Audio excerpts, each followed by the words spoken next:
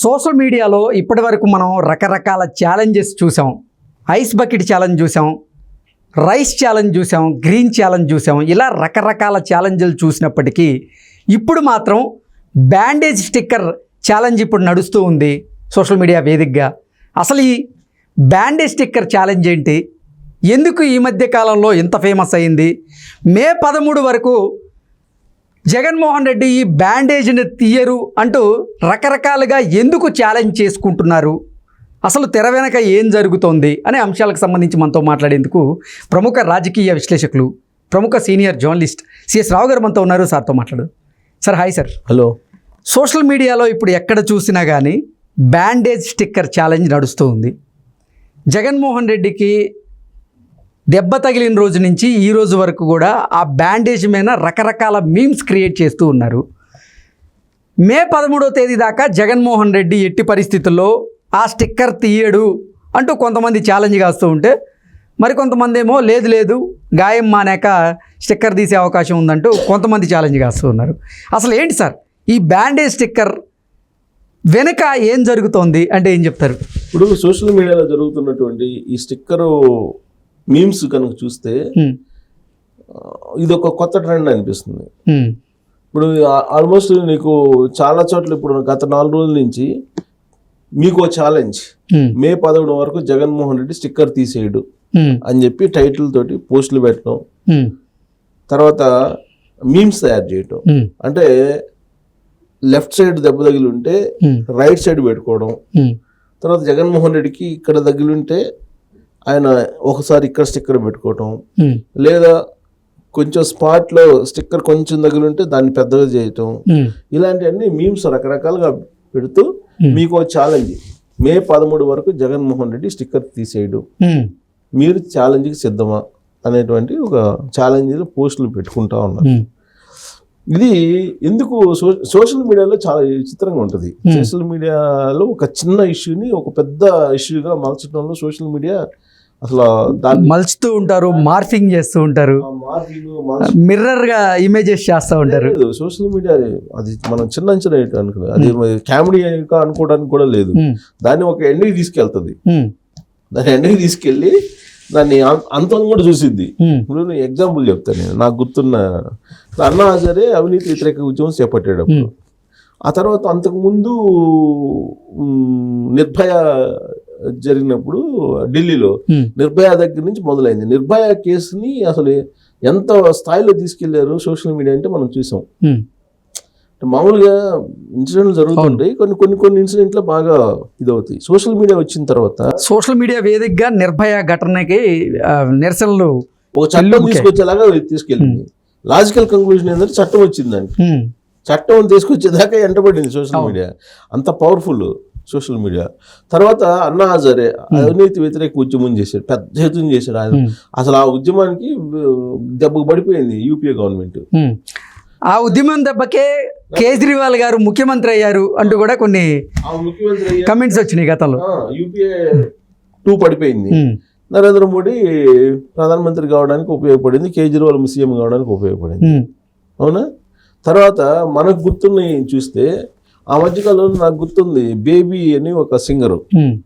ఆ బేబీ అనే సింగరు అసలు ఆయన కోటి అనుకుంటా, కోటి ఏమో పిలిచారు, కోటియో మ్యూజిక్ డైరెక్టర్, ఆయన పేరు మ్యూజిక్ డైరెక్టర్ పిలిచి ఆ మ్యూజిక్ డైరెక్టర్ చేసిన కామెంట్ ఏంటి నాకైతే ఆశ్చర్యం వేసింది. రఘు కుంచే చేశాడు, రఘు కుంచే వీళ్ళందరూ చేశారు, రఘు కుంచే చేశారు. రకరకాల ఇప్పుడు చిరంజీవి పిలిచారు, వాళ్ళ మిస్సెస్ ఏదో బట్టలు పెట్టారు, చిరంజీవి పిలిపించుకొని మాట్లాడారు. అసలు బేబీని పిలిపించుకొని మాట్లాడకపోతే అసలు మన సెలబ్రిటీ హోదా పోద్దేమో అన్నట్టుగా అందరూ పిలిపించుకున్నారు. ఆ స్థాయికి వెళ్ళిపోయింది బేబీ. ఒక మామూలు గృహిణి, అంటే ఒక మట్టిలో మాణిక్యం అంటూ రఘు కుంచే గారు ఆవిడని కీర్తిస్తూ ఆవిడకి అవకాశాలు ఇచ్చి ఆయన అవకాశాలు ఇచ్చారు, బాగానే ఉంది, ఇదంతా బాగానే ఉంది.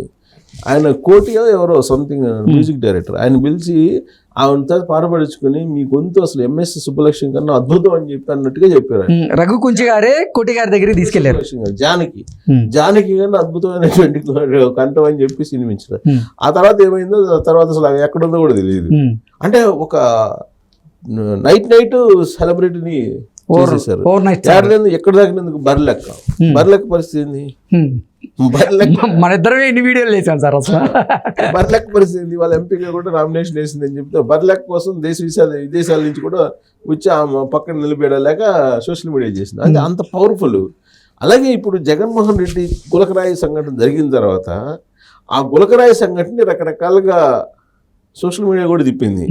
అసలు గులకరాయి ఏమైందని ఒకళ్ళు, ఓకే జగన్మోహన్ రెడ్డి దగ్గర గులకరాయి, ఆ గులకరాయి ఏమైంది, అసలు గులకరాయి కాదని కొంతమంది, అదేదో గిసుకొని పోయింది కొద్దిగా గజమాలది దాని ఇదని, తర్వాత అసలు గీసుకోపోయింది అక్కడేదో చిన్న 2 గీతలు గీసుకోపోతే దానికి మళ్ళీ కుట్లు ఎట్టేస్తారు. అసలు కుట్లు వేయడానికి మినిమం లోతు ఉండాలి కదా, కుట్లు ఎట్టేస్తారు, కుట్లు పడ్డాయి అని చెప్తున్నారు అనే కొంతమంది. ఇంకొంతమంది ఏంటంటే అసలు ప్రపంచంలోనే అద్భుతమైనటువంటి ఆపరేషన్ చేసిన లాగా జగన్మోహన్ రెడ్డి తోటి పక్కన కూర్చొని ఫోటోలు తీసుకున్న డాక్టర్లు అని చెప్పి ఆ ఫోటోని పెట్టి దాంతో 16 మంది డాక్టర్లు పెట్టుకొని అదొక ఫోటోని పోస్ట్ చేస్తూ దాని మీద మీమ్స్ చేశారు. ఇంకొన్ని రోజులు ఏం చేశారు, అసలు జగన్మోహన్ రెడ్డి దెబ్బ తగిలింది ఇక్కడ కదా, ఇక ముందు కంటికి పై భాగాన్ని కదా, మరి కాలు కట్టుకున్నారు ఏంది, కాలు కూడా తగిలింది అని చెప్పి మళ్ళీ ఇంకొక మీమ్స్. అసలు ఇంకోసారి ఏంటంటే అసలు ఒక రాయి ఇద్దరికి తగలటం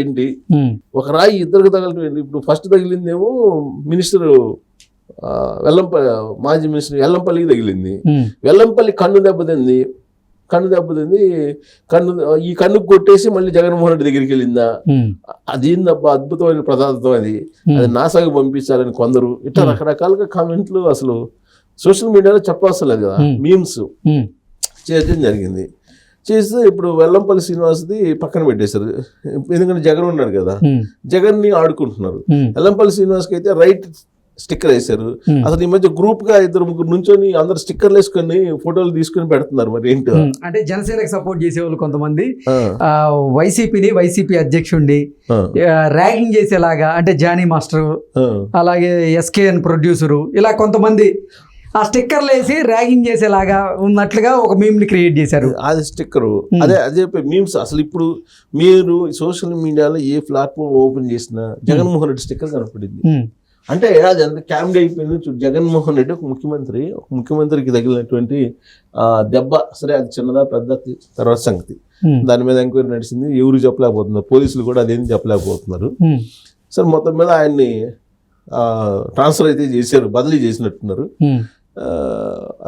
కాంతిరాణాని. పోలీసులు మాత్రం ఇన్వెస్టిగేషన్ చేసిన పోలీసులు మాత్రం కొన్ని రోజులేమో అతని పేరు ఏంది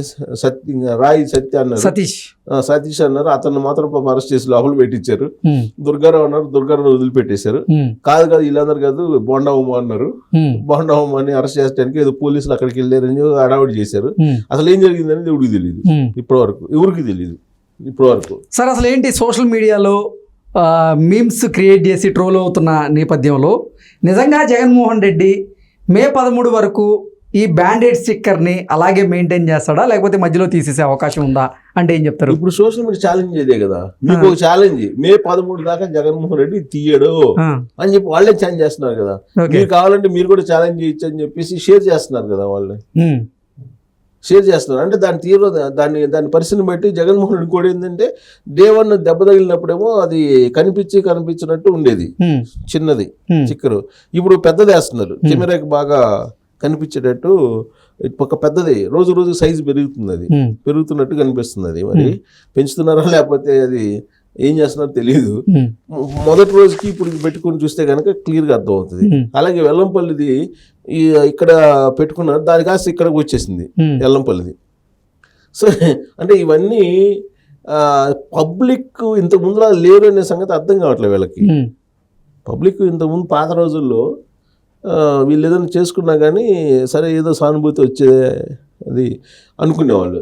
కానీ ఇప్పుడు పబ్లిక్ ముందే తెలిసిపోతుంది అసలు ఈ డ్రామానా లేకపోతే నిజమా అనేది తెలిసిపోతుంది. అందుకే వాళ్ళు మీకు ఛాలెంజ్ మే 13 దాకా జగన్మోహన్ రెడ్డి తీయడు అని అది చూస్తుంటే కనుక తీయడు అనిపిస్తుంది. మే 13 పోలింగ్ డేట్ కదా, అది పోలింగ్ జరిగే రోజు ఆ స్టిక్కర్ వేసుకొని ఆయన నేను అనుకోవటం అప్పుడు దాకా పోలింగ్ ముగిసేంత వరకు అదే ఉంటుందేమో అనిపిస్తుంది. ఇది మన వెల్లంపల్లిది కూడా పోలింగ్ ఆల్రెడీ వెల్లంపల్లి తీసేసాడు. తీసేసాడా? స్పెట్స్ పెట్టారా? అది చూడాలి, నేను స్పెట్స్ పెట్టింది. సో వెల్లంపల్లి నిన్నటి వరకు తిరుగుతుంది కదా.